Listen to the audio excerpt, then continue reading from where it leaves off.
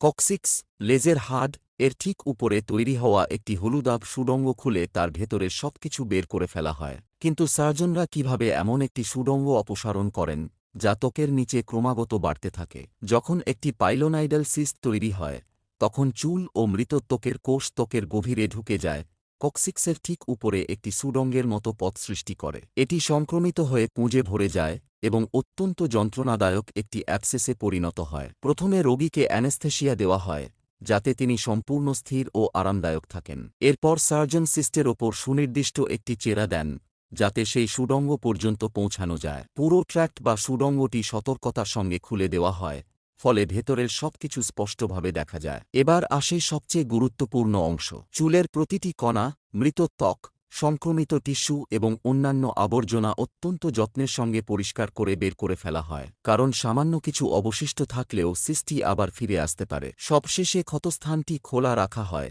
যাতে ভেতর থেকে ধীরে ধীরে সেরে উঠতে পারে।